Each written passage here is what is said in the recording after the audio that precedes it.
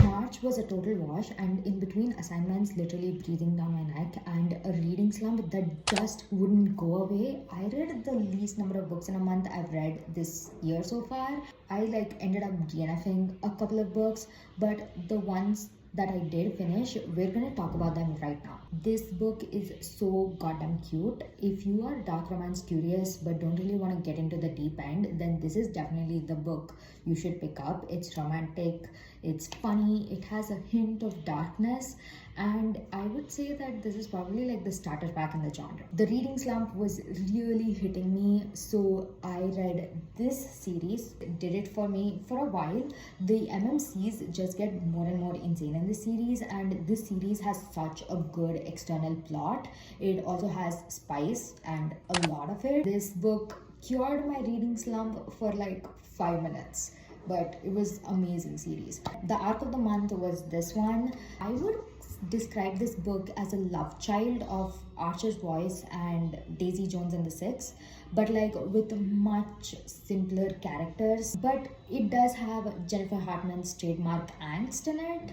There's that, I guess. Of course, I needed to get through my physical TBR and read thrillers because those are two of my resolutions this year. And the book that I chose was this one. This book was great. Like, it is a slow burn, but every chapter in this book ends up revealing like a secret about the main characters, so that kept me hooked long enough to finish the book. Let's get to the books that caused me, you could say, like emotional damage. I picked up Ghosted, wanting to feel something. This book was giving the final offer vibes, but sadly I didn't really bawl my eyes out reading this. But I did read this book. I pretty much knew the ending right away. Like, couple of chapters in, I was like, yeah, I know how this book is gonna end. But did I bawl my eyes out still? Yeah, I sat up late last night, like at 11:30 p.m. and like literally bawled my eyes out reading this book, even though I knew it was going to end this way. So apparently this book was emotional wrecking ball that I needed, you could say. Those are the 9 books I read this month.